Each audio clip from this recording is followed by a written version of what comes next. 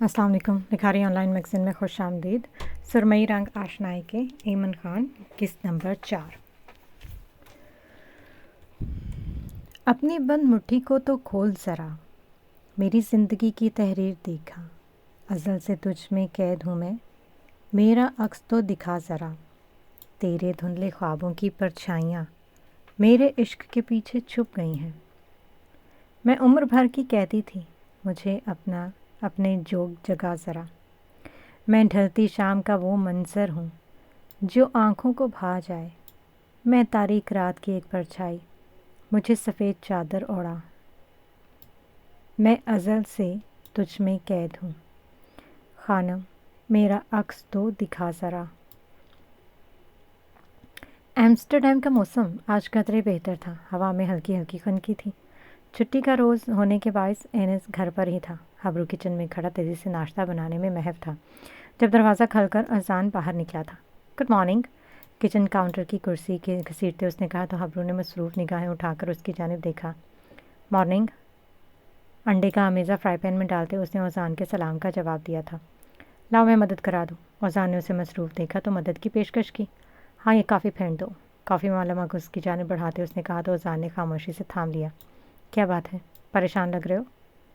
Mug میں مسلسل چمچ چلاتے ہوئے اس نے کہا تو حبرو نے ٹوسٹر سے ٹوسٹ باہر نکال کر پلیٹ میں رکھے. ہاں یار، بس آج شام کو جو ایگزیبیشن ہے اسی کی وجہ سے تھوڑا پریشان ہوں کیونکہ میری کوئی نئی تصویر نہیں ہے اس میں. انڈے کو پلٹاتے ہوئے وہ اوزان کو بتا رہا تھا. تو پھر کیا ہوا، پرانے سے ہی گزارا چلا لو. تھوڑی ضروری تھوڑی ہوتا ہے کہ ہر بار ایچ اے کی کوئی نئی تصویر ہی منظر عام پر آئے. یاد رکھو، ایک پینٹر ہونے کے ساتھ ساتھ تم ایک انسان بھی ہو، ایک باغ بھی ہو یار. تم پر ذمہ داریاں ہیں. چمچ چلاتا ہاتھ روک کر اس نے سنجیدگی سے کہا تو حبرو نے گہری سانس بھری. ہاں پر یہ ایک چیریٹی ایگزیبیشن ہے. میری ایک تصویر بکنے پر نہ جانے کتنے مصیبت زدہ لوگوں کی مدد ہوگی. اب ڈر لگ رہا ہے کہ اگر پرانی تصویر کسی نے بھی نہ لی تو میرا مقصد ادھورا رہ جائے گا. تقریباً وہ سارا ناشتہ تیار کر چکا تھا. اوزان نے پھینٹی ہوئی کافی کا مگ شیلف پر رکھا اور کرسی سے اٹھ کر اس کے قریب آ گیا. تابا ہمیشہ کہتی تھی جس کام کو اللہ کے سپرد کر کے کیا جائے نا، وہ تمہاری سوچ سے زیادہ بہترین ہوتا ہے. اللہ تعالیٰ اپنے تمام بندوں کو ان کی نیتوں سے جانتا ہے. اچھی نیت رکھو گے تو تمہارا مقصد خوش اسلوبی سے تمام ہو جائے گا. اگر تمہاری نیت میں کھوٹ ہوگا تو جیسا تم سوچ رہے ہو بالکل ویسا ہی ہوگا. سینے پر بازو باندھے اس نے کہا تو حبرو نے گہری سانس بھری. ہاں تم ٹھیک کہہ رہے ہو، شاید اللہ کے سپرد ہے. جاؤ تم اینس کو جگا دو، میں ڈائننگ ٹیبل پر ناشتہ لگاتا ہوں. تیزی سے دودھ پھینٹی ہوئی کافی میں انڈیلتے اس نے کہا تو اوزان سر ہلاتا ہوا سیڑھیوں کی جانب بڑھ گیا. اس کے جاتے ہی حبرو نے ڈائننگ ٹیبل پر ناشتہ لگایا. Good morning dad. نائٹ سول میں مربوس اینس سیڑھیوں سے اتر کر سیدھا اس کے پاس کچن میں آیا تھا. مارننگ ڈیڈ کی جان. اسے گود میں اٹھا کر چومتے ہوئے حبرو نے کہا اور یوں ہی ڈائننگ ٹیبل پر آ گیا. تم آ رہے ہو نا شام کو؟ پلیٹ میں آملیٹ نکالتے اس نے اوزان سے پوچھا تھا. آف کورس یار، میں نے تو فاتح کو بھی کہہ دیا تھا کہ اہلم کو بھی ساتھ لے آئے. آخر کو ہمارے یار کی کامیابی کا دن ہے. آنکھیں گھماتے ہوئے اس نے کہا تو حبرو نہ چاہتے ہوئے بھی مسکرا دیا. یہ جو تم اتنی تیاریاں کر رہے ہو نا، یوں نہ ہو کہ ساری دھری کی دھری رہ جائے. مسکراہٹ دبا کر اس نے کہا تو اوزان نے اسے گھور کر دیکھا. تم تو پاگل ہی ہو گیا. میں باہر جا رہا ہوں کچھ دیر کے لیے. ڈائننگ ٹیبل سے اٹھتے ہوئے اس نے کہا تو حبرو نے اس کا بازو پکڑ کر اسے واپس کرسی پر بٹھایا. وہ کام چور، میں نے ناشتہ بنایا تو یہ برتن تمہیں ہی دھونے ہیں. میں کسی بھی قسم کا گند کچن میں برداشت نہیں کروں گا. آرام سے کہتے اس نے اوزان کو منہ بنانے پر مجبور کیا. ہاں کتنے ظالم ہو یار، تم برتن دھلواتے ہو. منہ بنا کر ڈائننگ ٹیبل سے برتن سمیٹتے ہوئے وہ کچن کی جانب چل دیا جبکہ حبرو اور اینس ہاتھ پر ہاتھ مار کر ہنس رہی ہیں. لاہور کا موسم آج قدرے خوبصورت تھا. بادلوں نے پورے لاہور کو اپنی لپیٹ میں لیا ہوا تھا. کسی بھی وقت بارش برسنے کو تیار تھی. رات کے سائے 400 آسمان پر پھیلے ہوئے تھے. ایسے میں وہ آج بہت تنہا تھا. آج غریب کا 9واں برتھ ڈے تھا. اس کے ماں باپ کو گئے پورا 1 سال بیت گیا تھا. اس 1 سال میں وہ بہت دفعہ گرا، بہت دفعہ اٹھا. احمد ہاشمی نے اس کا اتنا خیال رکھا کہ اپنی طرف سے انہوں نے اسے ماں باپ کی کمی محسوس نہیں ہونے دی. مگر یہ زندگی کا ایک ایسا خلا تھا جو ہمیشہ ہمیشہ کے لیے غریب کی زندگی کا حصہ بن چکا تھا. وہ بظاہر کچھ نہیں کہتا تھا مگر وہ اندر سے ٹوٹ پھوٹ کا شکار ہو چکا تھا. اس کا ننھا ذہن اتنی کم عمری میں اس قدر ٹکڑوں میں بڑھ چکا تھا کہ وہ اپنی عمر سے بہت بڑا اور سنجیدہ ہو چکا تھا. وہ خاموش اپنے بستر پر بیٹھا ہوا تھا جب کمرے کا نیمواں دروازہ پورا کھل گیا. احمد ہاشمی دروازے پر کیک کی ٹرے لیے کھڑے تھے. اوپر کل ملا کر 9 موم بتیاں روشن تھیں. Happy birthday to you. Cake वाली ट्रे उसके सामने रखते उन्होंने बिल्कुल इसी अंदाज में गाना गाया जिस अंदाज में उनका बेटा गाया करता था। खौरीब के संजीदा चेहरे पर दादा का दिल रखने के लिए एक नरम मगर फरसुदा मुस्कुराहट छाई थी। आपको याद था, हमेशा का दोहराया जाने वाला जुमला वो इस साल भी दोहरा रहा था। फ़र्क सिर्फ इतना था कि अब की बार मुखातिब उसका बाप नहीं था बल्कि उसके बाप का बाप था। मुझे अपने बच्चे का हर खुशी वाला दिन याद है। उसका माथा चूमकर उसे अपने साथ लगाते उन्होंने कहा तो वो मुस्कुरा दिया। थैंक यू दादा जान। पुरखुलूस शुक्रिया अदा किया गया था। उसे उम्मीद नहीं थी कि वो कभी दोबारा यूँ मुस्कुराकर अपनी सालगिरह मना पाएगा, मगर उसके दादा ने उसका ये ख्याल भी हर ख्याल की तरह गलत साबित किया था। चलो मोमबत्ती पर फूंक मारो। उसके कंधे पर हाथ रखते उन्होंने उसे केक पर सजी मोमबत्तियाँ बुझाने को कहा, जो उसने फौरी फूंक मारकर बुझा दी थी। उसके हाथ से छुरी थामकर उसने केक काटकर इसका एक टुकड़ा उनकी जानिब बढ़ाया, जिसे मुस्कुराकर उन्होंने खा लिया था। काफ़ी देर बातों के बाद वो उसे सोने की तलकीन करते हुए खुद बाहर आ गए। उनका रुख सहन में मौजूद उसी राहदारी की जानिब था जहाँ उन्होंने बहुत सारी यादें जमा की हुई थी। जेब में से चाबी निकाल कर एक बार फिर से उन्होंने इस कमरे के दरवाजे का ताला खोला था, जो वो शाज़ो नादर ही खोला करते थे। अंदर दाखिल होकर मोमबत्ती रोशन करने के बाद उन्होंने कुछ ढूंढा था। कुछ देर के तौक़ुफ़ के बाद वो एक शफाफ कैनवस ढूंढने में कामयाब हुए थे। कैनवस को पेंटिंग बोर्ड पर लगाकर वो इसके सामने लकड़ी का स्टूल रखकर बैठ गए। बाबा, इस तस्वीर के बाद मैं एक ऐसी तस्वीर बनाऊंगा जो हारे हुए दिलों की दिलजोई कर सके, कुछ ऐसा जो लोग देखें तो एक पल के लिए इस तस्वीर की रिश्ता में खो जाए। उनके कान के पर्दे में अपने बेटे का एक बार का कहा गया जुमला गूंजा, जो उसने उससे पहले की पेंटिंग बनाते वक्त कहा था। कच्ची पेंसिल थामकर उन्होंने शफाफ कैनवस पर चलाने की कोशिश की। उनके नहीफ हाथ कांप रहे थे। अपने बेटे का जुमला मुसलसल कानों में रक्स कर रहा था। न जाने वो क्या आड़ी तिरछी लकीरें खींच रहे थे। माथे पर सोच का गहरा जाल था, जैसे दिमाग के किसी खाने में शफाफ कैनवस पर उतारने वाला खाका उभर रहा हो। बहुत देर तक वो यूं ही अपने काम में मगन रहे। इसके बाद उन्होंने कैनवस कपड़े से ढका और ताला लगाकर बाहर आ गए। वो अपने बेटे की सोच की एक और तस्वीर बना रहे थे। यह तस्वीर किस हद तक कामयाब होती है, आने वाला वक्त इन पर आया करने वाला था। खूबसूरत शाम एम्स्टर्डम पर उतर रही थी। वो शीशे के सामने मुसलसल खड़ी सोच रही थी कि एग्जीबिशन में क्या पहन कर जाए। स्टेसी का फ़ोन मुसलसल उसके नंबर पर आ रहा था। अब की बार एक मैसेज स्क्रीन पर उभरा था। 10 मिनट में मैं तुम्हें पिक करने आ रही हूँ। स्टेसी के मैसेज ने इसके अंदर बर्क रफ्तारी भर दी थी। वो तेज़ी से वार्डरोब की जानिब बढ़ी थी। 5 मिनट में वो शावर लेकर वॉशरूम से बाहर थी।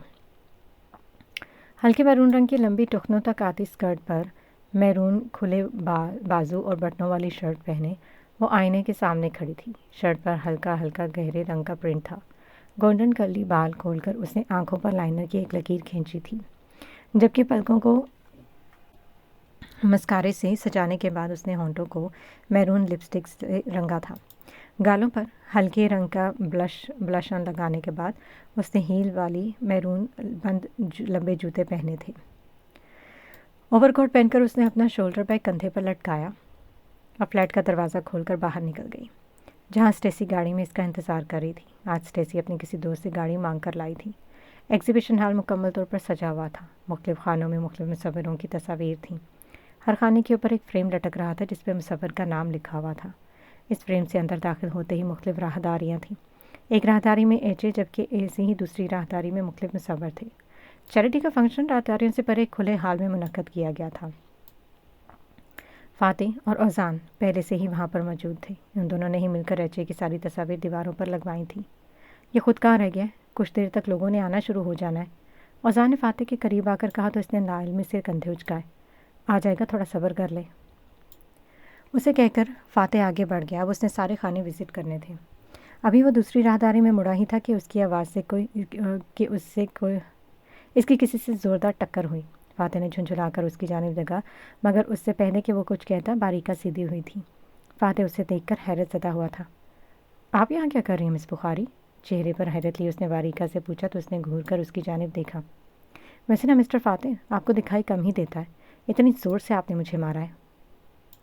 अपने कपड़े झाड़ते हुए इसने कहा तो फ़ातिह ने मुँह बनाकर उसकी जानिब देखा। आप तो ऐसे कर रही हैं जैसे आप यहाँ आने और मुझसे टकराने से पहले ही इन्फॉर्म करके आई थी। नज़र खुद को भी नहीं आता और चली हैं इल्ज़ाम लगाने। फ़ातिह ने किसी लड़ाका औरत की तरह धूपधू आंखें घुमाई। बारीका को इसके अंदाज पर बेसाख्ता हंसी आई थी। बाय द वे, आप यहाँ क्या कर रही हैं? فاتح نے کلائی میں باندھی ہوئی گھڑی پر وقت دیکھتے ہوئے اس سے پوچھا تو باریکا کندھے اچکا گئی۔ میں اپنے بابا کی پینٹنگز کو سپورٹ کرنے آئی ہوں۔ اس کے چہرے پر مسکراہٹ تھی۔ اس سے پہلے کہ فاتح اسے مزید کچھ بولتا، وہ کسی کے اشارہ کرنے پر اس سے معذرت کر کے جا چکی تھی۔ فاتح دروازے کی جانب متوجہ ہوا تھا جہاں سے بلیک ڈنر سوٹ میں ملبوس حبرو احمد اندر داخل ہو رہا تھا۔ اس کے ہاتھ میں انس کا ہاتھ تھا جو ہو اسی کے جیسا بلیک ڈنر سوٹ پہنے ہوا تھا۔ کہاں رہ گیا تھا یار؟ اجلت میں اس کے قریب آتے ہوئے فاتح نے پوچھا تو حبرو نے ہاتھ اٹھا کر اسے حوصلہ رکھنے کو کہا۔ تیری ہی بہن کی وجہ سے لیٹ ہوا، میڈم کی تیاریاں ہی نہیں ختم ہو رہی تھیں۔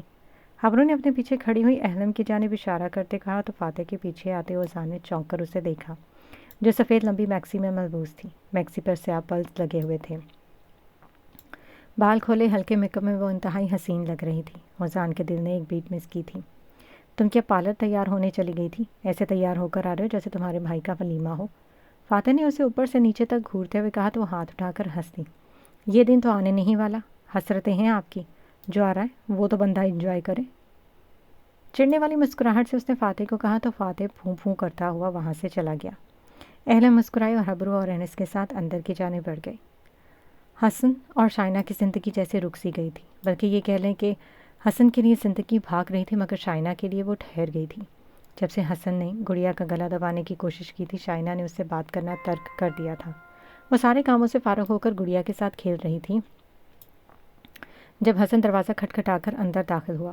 شائنہ نے اسے ایک نظر دیکھ کر رخ موڑ لیا۔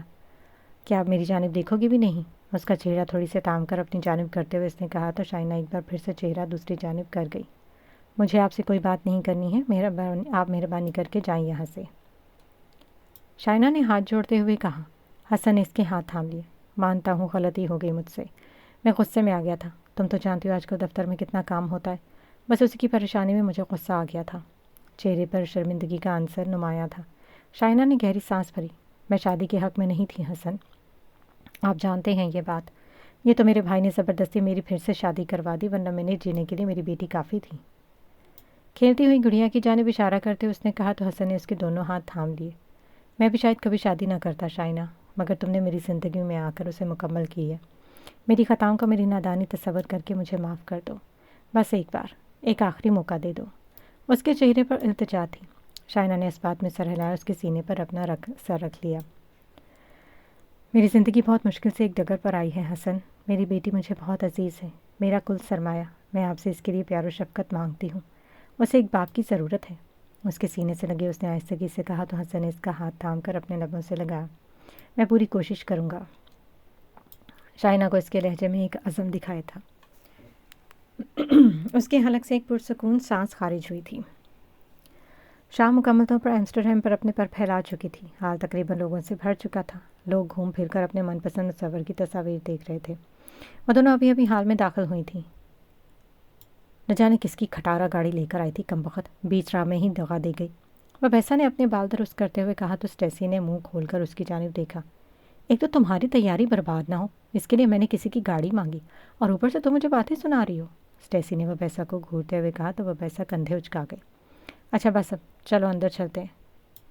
وہ اس کا ہاتھ تھام کر ایک راہداری میں غائب ہو گئی۔ وہ اپنے سیکشن میں اپنی تصویروں کے سامنے کھڑا مسکرا کر لوگوں کو اس کے بارے میں بتا رہا تھا۔ دو دیواروں پر ایک قطار کی صورت میں اس کی تمام تصاویر لگی ہوئی تھیں۔ انس اس کے ساتھ ہی تھا۔ سیاہ dinner suit white dress shirt کے ساتھ پہنے بھوری بالوں کو پف کی صورت میں کرینے سے جمایا ہوا تھا۔ لوگ آ رہے تھے۔ اس کی ایک تصویر کے سامنے 5 سے زائد لوگ کھڑے اس کا جائزہ لینے کے ساتھ ساتھ اس سے متعلق پوچھ بھی رہے تھے۔ 8 سال میں یہ پہلی بار تھا جب وہ ایچ اے کی حیثیت سے لوگوں کے سامنے ظاہر ہوا تھا، ورنہ اس کی شخصیت ہمیشہ لوگوں کے لیے ایک معمہ ہی رہی۔ ابھی اگر مقصد اور وجہ غریب لوگوں کی مدد نہ ہوتی تو وہ کبھی بھی یوں ایچ اے بن کر لوگوں کے سامنے نہ آتا۔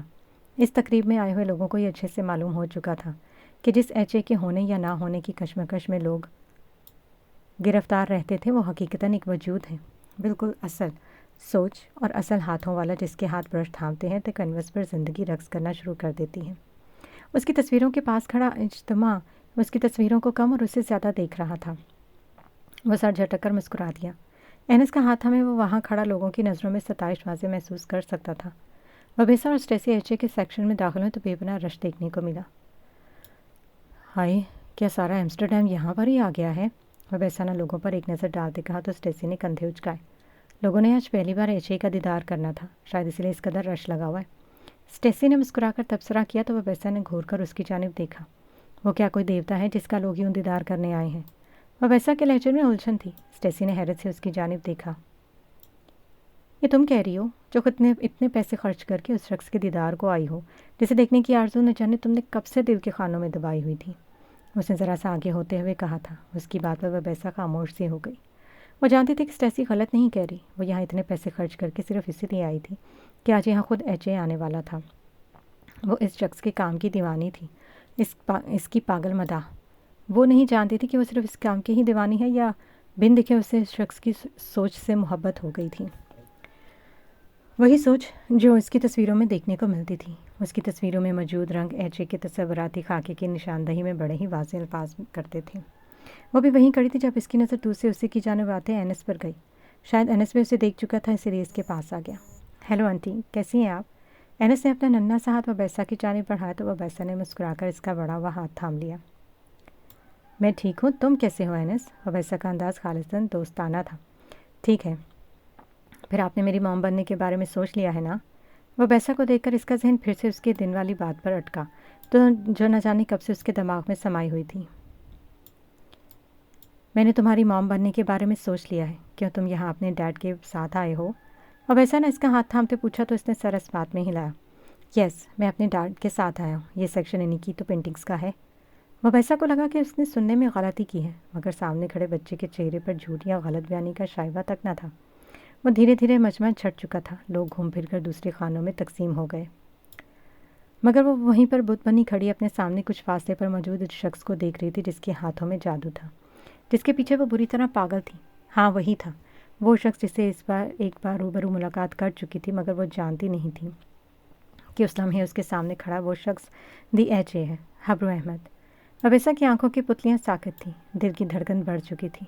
एनस ने कुछ देर उसके साकन वजूद को देखा और फिर वो बिना स्टेसी की जानिब देखे बाहर की जानिब बढ़ गई। उसे इस लम्हे सिर्फ अपने डैड से मिलना था। सहन बुरी तरह उलझ चुका था। उसका वजूद न जाने कितने टुकड़ों में तकसीम हो रहा था। वो बिस्तर पर नीम तराश टीवी देख रहे थे। मुंह में दबे हुए पाइप से धुआं निकलकर कमरे की फ़िज़ा को आलूद कर रहा था। आंखें नीमवां थीं। शमा बेगम ने कॉफ़ी का भरा हुआ मग साइड टेबल पर रखते हुए फ़िज़ा में फैलते धुएं को हाथ से हटाने की कोशिश की थी। मग रखकर वो कमरे की खिड़कियों की जानिब बढ़ीं और तमाम के तमाम पर्दे सरकाकर खिड़कियाँ खोलें ताकि सारा धुआं बाहर निकल जाए। क्या बात है हारिस, आपकी तबीयत तो ठीक है ना? शमा बेगम ने उनके नज़दीकी बिस्तर पर बैठते कहा तो हैरिस अरबाज ने ज़रा की ज़रा आंखें खोलकर उनकी जानिब देखा। पता नहीं शमा, दिल पर बोझ सा महसूस होने लगा, जैसे किसी ने भारी सिल मेरे सीने पर धर दी हो। अपने भाई हाथ से अपना सीना मसलते उन्होंने कहा तो शमा बेगम परेशानी से उनकी जानिब देखने लगी। कमरे में घुटन बढ़ रही है, इसलिए आपको ऐसा महसूस हो रहा है। चलें आए मेरे साथ, दोनों लॉन में चलकर बैठते हैं। यकीनन आप अच्छा महसूस करेंगे। इनका हाथ थामते हुए उन्होंने कहा तो वो गहरी सांस भर कर रह गए। पता है शमा, सिर्फ एक लम्हे की बात होती है। सिर्फ एक लम्हा होता है जिसे हम कमज़ोर लम्हा कहते हैं। ये कमज़ोर लम्हा जब एक लम्हे के लिए भी ज़िंदगी में दाखिल होता है ना, तो यकीन जानो बंदे की सुध-बुध लेकर जाकर उसकी आंखों पर एक स्याह पट्टी छोड़ जाता है। ऐसी पट्टी जो अच्छाई और बुराई से मुबर्रा होती है। जब तक वो स्याह पट्टी आंखों के हिस्से पर मौजूद रहती है, दिमाग का सबसे ज़्यादा तेज़ हिस्सा सबसे ज़्यादा खाली रह जाता है। और सोचो, जब सबसे ज़्यादा तेज़ हिस्सा ही सबसे खाली होता है तो बाकी के हिस्से तो गिनती में शामिल ही ना हुए ना। मुझे ज़िंदगी से शिकवा है कि ये क्यों एक कमज़ोर लम्हा अपना सिंगार कर लेती है। सिंगार ही तो होता है जो इंसान की सूरत बदल देता है। इसी तरह ये कमज़ोर लम्हा ही तो होता है जो ज़िंदगी का रुख ही बदल कर रख देता है। वो आंखें किसी गैर मुरई नुक्ते पर मरकूज़ किए कह रहे थे, जबकि शमा बेगम बस खामोशी से उन्हें सुन रही थी। कमज़ोर लम्हा मनफी होने के साथ साथ एक मुस्बत सबक भी दे जाता है हारिस। जब हम कोई गलती करते हैं, किसी कमज़ोर लम्हे की गिरफ्त में आकर अपने आप को ही नुकसान पहुंचा देते हैं, तो एक वक्त ऐसा ज़रूर आता है जब आपको लगता है कि इस एक लम्हे ने आपको ज़िंदगी का गहरा सबक दे दिया है। अगर वो लम्हा ना होता तो आज आप यहाँ ना होते। इस पर कभी सोचें और फिर फैसला करें कि आपने अपने कमज़ोर लम्हे से क्या सीखा, क्या पाया और क्या खोया। बिस्तर की पायंती से उठकर बाहर जाते हुए वह गहरी सोच में छोड़ गई थी। उनकी बातों के बाद वो ये सोचने पर मजबूर हो गए थे कि उन्होंने क्या पाया है और क्या खोया है। शाम के गहरे सायों में ایک ہیولا سا میں نے دیکھا تھا، نرم گرم دھوپ کے بعد ایک سایہ سا میں نے دیکھا تھا۔ خاموش فضا کے سناٹوں میں کوئی آواز سننے میں آئی تھی۔ اس آواز کی سمت میں ایک سریلا نغمہ دیکھا تھا۔ میرے ویران دل میں دھڑکن مدھم ہوئی تھی۔ اسے سامنے پا کر میں نے دل کا دھڑکنا دیکھا تھا۔ کبھی کبھی خیالوں سے پرے وہ ساز بن کر بجتا ہے۔ اسے سننے کی چاہ میں نے اپنا دیوانہ پن دیکھا تھا۔ وہ سامنے ہے تو ساکن ہوں میں، اسے سامنے پا کر خانم میں نے بھی جینا دیکھا تھا۔ ہاں، میں نے بھی جینا دیکھا تھا۔ اسٹیسی کو بتائے بغیر وہ سب سے ماسٹریک آئی تھی۔ دل نہ جانے کیوں اس قدر بے چین ہو رہا تھا۔ بلڈنگ کے اندر داخل ہوتے ہی وہ لفٹ سے اپنے مطلوبہ منزل پر آئی تھی۔ آنکھوں کے گوشے بھیگتے جا رہے تھے۔ آنسوں کو اپنی ہتھیلی سے رگڑتے اس نے بیل بجائی تھی۔ کچھ دیر کے انتظار کے بعد دروازہ کھول دیا گیا تھا۔ جولیا کے بجائے اب کی بار دروازہ ہنری ایلسن نے ہی کھولا تھا۔ وہ اپنے اس گھر میں اس وقت دیکھ کر واقعی میں حیران ہوئے تھے۔ کیا تم ٹھیک ہو وبیسا؟ اس کی جانب فکر مندانہ نظروں سے دیکھتے انہوں نے پوچھا تو وبیسا نے گہری سانس بھر کر اس بات میں سر ہلا دیا۔ آ جاؤ اندر آؤ۔ اس کا ہاتھ تھام کر اسے اندر لے جاتے نہ جانے کہ وبیسا انہیں کچھ الجھی ہوئی لگی تھی۔ ویا سو گئی ہے کیا؟ صوفے پر بیٹھتے اس نے پوچھا تو انہوں نے سر اس بات میں ہلا دیا۔ اور آنٹی جولیا وہ کہاں ہیں؟ اس کے ادھر ادھر دیکھ کر پوچھنے پر انہوں نے گہرا ہنکارا بنا تھا۔ وہ ویا کے کمرے میں ہے۔ تم نے کچھ کھایا ہے؟ کچن میں جاتے انہوں نے پوچھا تو وہ خاموش رہی۔ ہنری نے اس کے لیے پلیٹ میں کھانا نکالا اور پھر سے اس کے پاس لاؤنج میں آ گئے۔ کھانا کھاؤ، پھر میرے اور اپنے لیے ایک اچھی سی کافی بنا کر اسٹڈی میں لے آنا، کچھ باتیں کرتے ہیں۔ انہوں نے سیڑھیاں چڑھتے کہا تو اس نے سر اس بات میں ہلا دیا۔ کچھ دیر بعد اس نے کھانا کھا کر برتن دھوئے اور اچھی سی 2 کپ کریمی کافی بنا کر وہ سیڑھیوں کی جانب بڑھ گئی جہاں ایک ہی کمرہ تھا جو آدھا اسٹور اور آدھا اسٹڈی کے لیے استعمال ہوتا تھا۔ لے ڈیڈ، آپ کی کافی۔ کافی کا بھاپ اڑاتا مگ ان کے سامنے میز پر رکھتے اس نے کہا تو انہوں نے مسکرا کر اسے بیٹھنے کا اشارہ کیا۔ وہ ان کے ساتھ ایک ننھے لکڑی کے اسٹول پر بیٹھ گئی۔ اب کیا بات ہے جس نے تمہیں اتنا الجھایا ہوا ہے؟ اس کے چہرے کی جانب دیکھتے ہوئے ہنری نے کہا تو وہ نگاہیں چرا گئی۔ ہنری خاموشی سے اس کا چہرہ دیکھتے رہے۔ وہ جانتے تھے کہ وہ اتنی دیر خاموش نہیں رہے گی۔ ڈیڈ، میں شادی کرنا چاہتی ہوں۔ وہ ایک عام سی بات کر رہی تھی۔ وبیسا کے لیے اور ہنری کے لیے شادی کرنا ایک عام سی بات ہی تھی۔ گویا کہ ایسا فعل تھا جو دنیا کا ہر انسان انجام دیتا ہے۔ کس سے؟ کیا کوئی گورا ہے؟ وہ بنا کچھ کہے سیدھی اسی بات پر آئے تھے جو انہیں کرنی تھی۔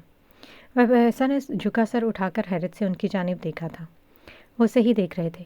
اس کا سر خود بخود ہی نفی میں ہلا تھا۔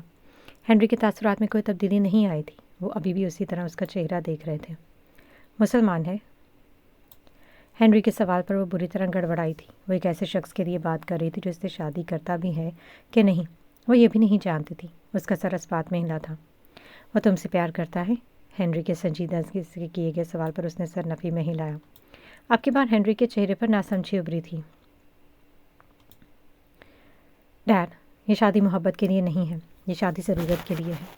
اس ننھے 6 سال کے بچے کے لیے جس کی آنکھوں میں نے امید کی جگنو ٹمٹماتے ہوئے دیکھے ہیں، جس کے لبوں پر میرے لیے ایک سوال ہے اور جس کا دل میرے جواب کا منتظر ہے۔ میں کبھی یہ بے وقوفی نہ کرتی اگر میں خود کو اس بچے کی جگہ پر رکھ کر نہ سوچتی۔ ہم دونوں کا دکھ سانجھا ہے ڈیڈ۔ میری ماں مجھے چھوڑ کر کسی اور مرد کے پاس چلی گئی تھی اور اس کی ماں اسے چھوڑ کر دنیا سے چلی گئی۔ میں نے آپ کو بتایا نہیں، لیکن مام میرے پاس آئی تھیں۔ ہنری کو لگا انہوں نے سننے میں غلطی کی ہے، مگر سامنے بیٹھی ہوئی ان کی بیٹی کے آنسو اس بات کے گواہ تھے کہ اس کے لبوں سے نکلا ہوا ایک ایک لفظ بالکل سچا ہے۔ وہ تمہارے پاس کیا کرنے آئی تھی؟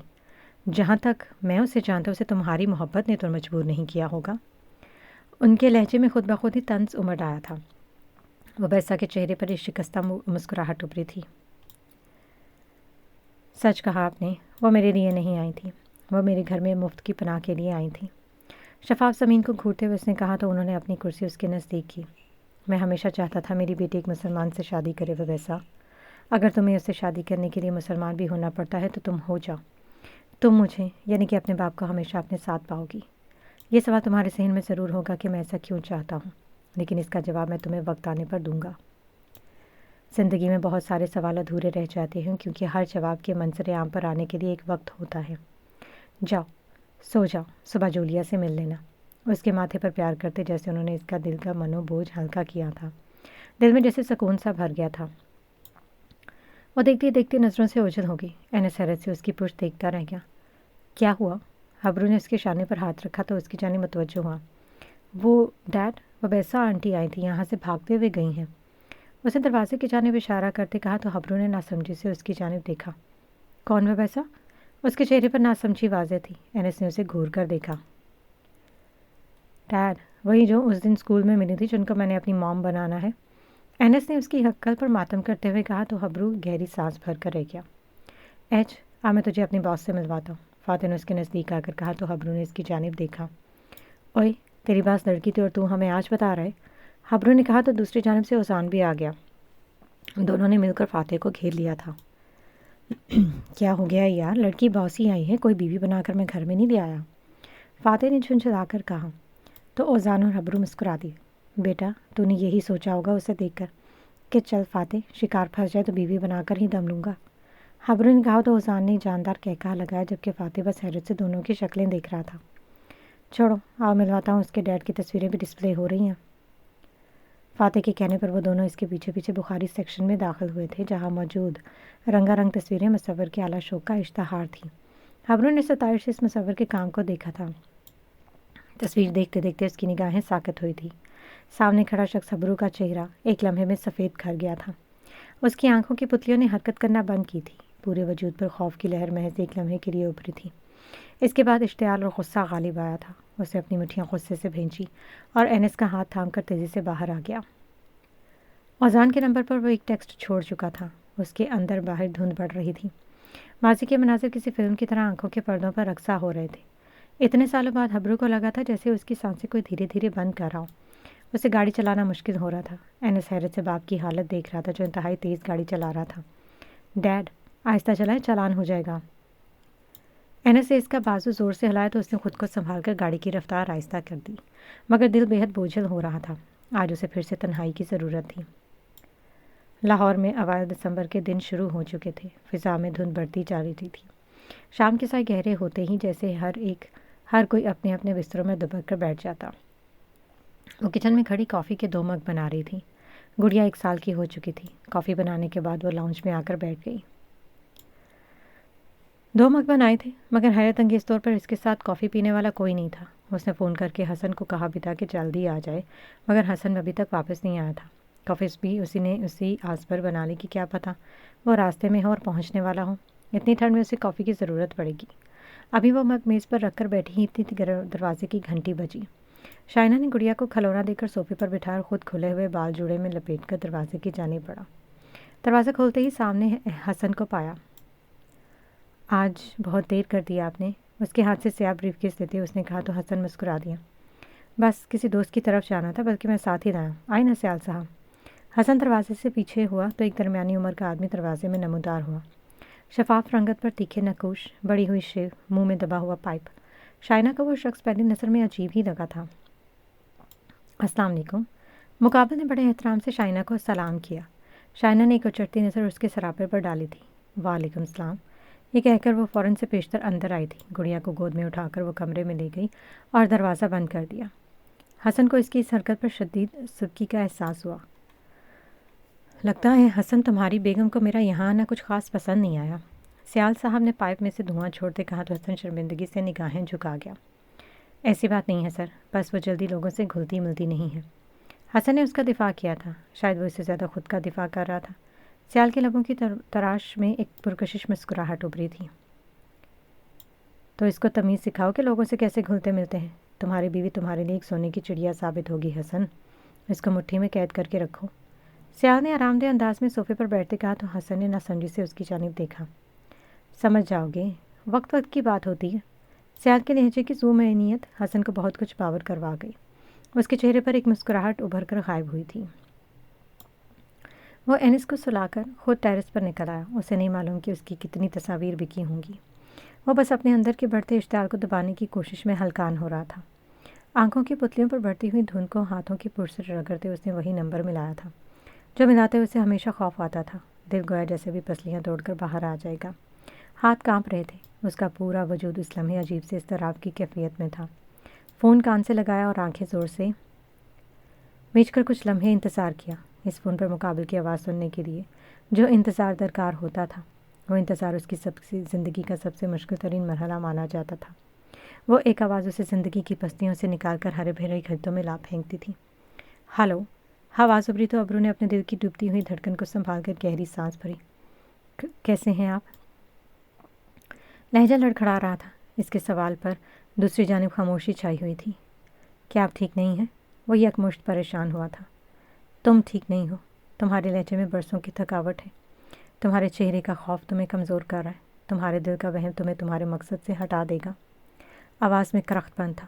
ابرو کو لگا جیسے اس کا برسوں پرانا بھولا ہوا مقصد یاد دلایا گیا ہو۔ میں اپنا مقصد نہیں بھولا ہوں۔ یہ مقصد تو میرے اندر دہتی ہوئی آگ کی طرح بھڑکتا ہے۔ میں اس سے کیسے ہٹ سکتا تھا؟ یہ میرے مکمل ہونے کے بے حد نزدیک آ رہا ہے۔ کچھ دیر قبل پیدا ہونے والا خواب اب کہیں جھاگ کی طرح بیٹھ چکا تھا۔ دل و دماغ اس لمحے بہت کچھ سوچ چکا تھا۔ مقصد کو تقویت ملی تھی۔ نئے سرے سے حوصلہ بحال ہوا تھا۔ یاد رکھو، وہ تکلیف جو تمہارے ساتھ ساتھ میرے وجود کے بھی چیتھڑے اڑا دے گی۔ یاد کرو وہ سسکتے ہوئے لمحات جو تم نے گزارے تھے۔ ہر ایک پل کا حساب لینا ہے۔ دوسری جانب کا لہجہ لڑکھڑایا تو وہ فون بند کر گیا۔ دل تو میرا چاہتا ہے تمہاری بیٹی کے ساتھ شادی کر کے اسے برباد کر دوں جیسے تم نے مجھے برباد کیا تھا، مگر افسوس کہ میری تربیت مجھے اس قدر گرنے کی اجازت نہیں دیتی۔ اس کے شدت سے دکھتے سر کو کوئی دوا چاہیے تھی۔ وہ ٹیرس کا شیشہ بند کرتا اور اندر کمرے میں آیا تھا۔ اب دماغ قدرے نارمل ہو چکا تھا۔ کچھ دیر قبل کے مفلوج اعصاب ڈھیلے پڑ چکے تھے۔ اس نے تھک کر سر کرسی کی پشت سے ٹکا دیا۔ رات کافی دیر سے جولیا کمرے میں آئی تھی۔ جب وہ کمرے میں داخل ہوئی تو ہنری نے اسے غور سے دیکھا۔ وہ ویسا آئی ہوئی ہے، صبح ملے گی تم سے۔ ابھی کچھ پریشان تھی تو میں نے اسے آرام کرنے بھیج دیا۔ ہنری نے بیک گراؤنڈ سے سر ٹکاتے کہا تو جولیا اس بات میں سر ہلا گئی۔ کیا سوچا پھر آپ نے گھر بیچنے کے بارے میں؟ جولیا نے نائٹ کریم سے ہاتھوں پر مساج کرتے کہا تو ہنری نے آنکھیں کھول کر اس کی جانب دیکھا۔ گھر دیکھ رہا ہوں، جلدی یہاں سے نکلنا ہوگا اس سے پہلے کہ وہ اس کے ذریعے مجھ تک پہنچ جائے۔ لہجے میں فکر تھی، ماتھے پر لکیروں کا جال گہرا تھا۔ ایک بات پوچھوں؟ جولیا نے ان کے چہروں کی جانب دیکھتے ہوئے پوچھا تو ہنری نے اس بات میں سر ہلایا۔ آپ نے زندگی میں پیچھے بہت کچھ چھوڑا ہے، کیا کبھی یاد نہیں آئی کہ برسوں بیت گئے اور ان کو قریب سے دیکھا تک نہیں؟ جولیا کا سوال بڑا صاف تھا، مگر یہ صاف سوال ہنری کے چہرے پر سردیاں کھول گیا۔ ان کی سرخ آنکھوں کی سطح پر ہلکی سی نمی چمکی تھی۔ تمہیں کیا لگتا ہے جولیا، زندگی میں پیاری چیزوں کو چھوڑنا آسان ہوتا ہے کیا؟ ان لوگوں کو خیر آباد کہہ دینا جو آپ کی روح میں بستے ہوں، جن سے آپ کا دل کا تعلق ہو، جن میں جان بستی ہو۔ نہیں جولیا، اپنی پوری زندگی میں میرے لیے وہ ایک لمحے سب سے زیادہ اذیت ناک تھا جب مجھے دو قیمتی چیزوں میں سے ایک کو چننا تھا، اور دیکھ لو جو میں نے چنا وہ میرے ساتھ ہے، اور جسے میں نے خیر آباد کہا اس کی مجھے معلومات بھی نہیں۔ ہنری کے چہرے پر گہرا دکھ ہلکورے لے رہا تھا۔ جولیا کو ان کا دکھ اپنے دل پر محسوس ہوا تھا۔ جب آپ دو قیمتی چیزوں میں سے ایک کو بچا لیتے ہو نا، پھر آپ کے پاس تاعمر وہی بچتی ہے۔ اس کی حفاظت کے لیے آپ کو پھر ہر لمحہ کوشاں رہنا پڑتا ہے، کیونکہ اگر آپ کی لاپرواہی سے وہ بھی چھن گئی تو آپ تہی دامن رہ جاؤ گے۔ آپ کے ہاتھ اس قدر خالی ہوں گے کہ اس میں موجود لکیریں بھی اپنا عکس ڈھونڈ کھو دیں گی۔ ہنری کے جملوں کی گہرائی نے جولیا کے رونگٹے کھڑے کر دیے تھے۔ وہ خود بھی اسی راہ کی مسافر تھی، مگر وہ تکلیف میں نہیں تھی، کیونکہ اس کے پاس کھونے کے لیے کچھ بھی نہیں تھا۔ خدا جلد منزل سے روشناس کروائے۔ جولیا کے منہ سے نکلا تو ہنری نے ایک خاموش نگاہ اس پر ڈالی، مگر اس ایک نگاہ میں تشکر کے لاتعداد موتی پنہا تھے۔ ہنری کا دماغ تیزی سے کام کر رہا تھا۔ برسوں پہلے شروع کیے ہوئے مقصد کو اب اپنے اختتام تک پہنچانا تھا۔ اس کے علاوہ ہنری کے پاس زیادہ وقت نہیں بچا تھا۔ ایمسٹرڈیم پر خوبصورت اور دلکش صبح اتری تھی۔ وہ ابھی تک سویا ہوا تھا۔ گزشتہ رات دیر تک جاگنے کے بعد اس کا سر بھاری تھا، آنکھیں سرخ ہو رہی تھیں۔ متواتر بجتی گھنٹی سے اس کی آنکھ کھل گئی تھی۔ وہ بیزار سا بستر سے اٹھ کر سیڑھیاں اترتے ہوئے نیچے آیا۔ سامنے اوزان اپنے کمرے سے نکل کر دروازے کی جانب بڑھ رہا تھا۔ اس نے دروازہ کھولا تو سامنے فاتح کو خونخوار تیور لیے پایا۔ رات کہاں دفاع ہو گیا تھا تو؟ تیرا اتنا اہم فنکشن تھا تو وہاں سے کہیں چلا گیا؟ وہ اندر آتے ہوئے اسے اچھی خاصی سنا رہا تھا۔ میری طبیعت ٹھیک نہیں تھی، اس لیے میں گھر آ گیا۔ تجھے میسج کر تو دیا تھا میں نے۔ اپنی آنکھیں مسلتے اس نے کہا تو فاتح نے اوزان کی جانب دیکھا۔ اور کیا کہا تو نے اپنی منحوس زبان سے کہ تیری پرانی تصویریں کوئی لے گا کہ نہیں؟ بھویں اچکاتے اس نے کہا تو ابرو نے گہری سانس بھری۔ فاتح کا غصہ اس پر نکل رہا تھا اور یہ بات وہ بہت اچھے سے جان چکا تھا۔ بتا اسے اوزان کہ اس کی ایک بھی تصویر نہیں بکی ہے۔ فاتح نے اوزان کی جانب دیکھتے حبرو کی جانب اشارہ کیا جو اب آرام دہ انداز میں صوفے پر بیٹھ چکا تھا۔ اس کی ایک کے بجائے ساری تصویریں بک چکی ہیں۔ اس نے کچھ دیر کے توقف کے بعد قدرے اونچی آواز میں کہا۔ صوفے پر بیٹھے حبرو نے ایک جھٹکے سے پلٹ کر اس کی جانب دیکھا۔ تو سچ کہہ رہا ہے؟ ساری تصویریں بک گئی ہیں؟ اس کی آنکھوں میں حیرت تھی۔ فاتح نے مسکرا کر اوزان کی جانب دیکھا۔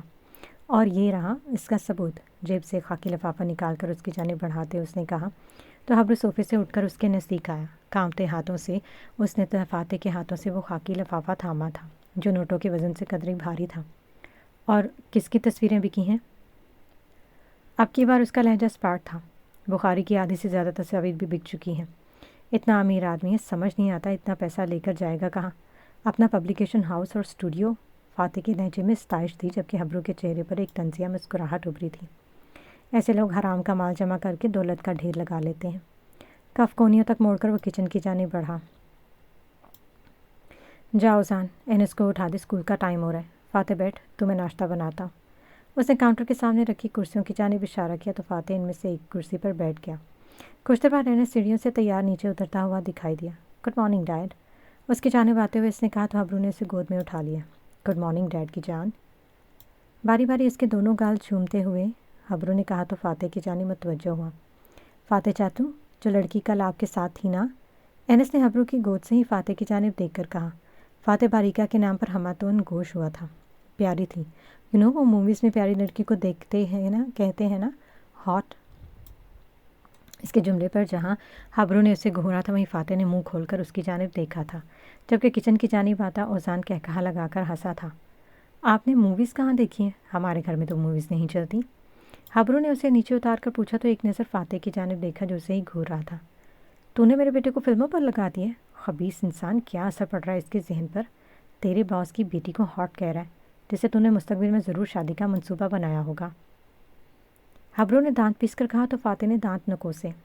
تو ہے ہی سڑا ہوا، بیچارے بچے کو منحوس قسم کی بورنگ کارٹونز پر لگایا ہوا ہے، کچھ اوریجنل دکھایا کرو اسے یار۔ فاتح ہاتھ پھیلا پھیلا کر کہہ رہا تھا۔ ہاں، ہارڈ فلموں جیسا ہی دکھایا کرو، اوزان نے ہنستے کہا تو فاتح کا منہ بن گیا۔ حبرو تب ناشتہ لگا چکا تھا۔ اوزان، ناشتہ کر کے انس کو اسکول چھوڑ دے پلیز، مجھے اسٹوڈیو جانا، ایک ضروری کام ہے۔ اپنی کافی سے گھونٹ بھرتے اس نے کہا تو اوزان نے سر ہلا دیا۔ کیا خیال ہے یارو، لڑکی کو پرپوزل مارنا دوں؟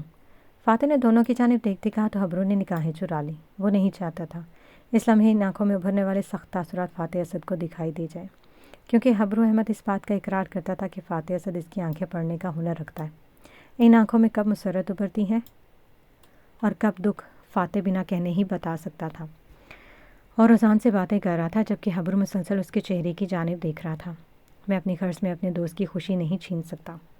میرا ظرف مجھے اس بات کی اجازت نہیں دیتا۔ میری وجہ سے میں فاتح کی خوشیوں کو قربان نہیں ہونے دوں گا۔ اگر اسے باریکا بخاری پسند ہے تو اس کی شادی اسی سے ہوگی، چاہے مجھے اپنے دل پر اس کے لیے بھاری سل ہی کیوں نہ رکھنی پڑے۔ کافی کا مگ لبوں سے لگاتے اس نے سوچا تھا۔ اذیت کا ایک گہرا جھونکا اس کے پورے وجود میں سرایت کیا تھا۔ کوئی سورج جاگے دھرتی پر، کچھ ایسا ہو یہ رات ڈھلے، کوئی ہاتھ میں تھامے ہاتھ میرا، کوئی لے کر مجھ کو ساتھ چلے، کوئی بیٹھے میرے پہلو میں، کوئی ہاتھ پر اپنا ہاتھ دھرے، اور پونچھ کر آنسو آنکھوں سے وہ دھیرے سے یہ بات کہے، یوں تنہا سفر اب کٹتا نہیں، چلو ہم بھی تیرے ساتھ چلیں۔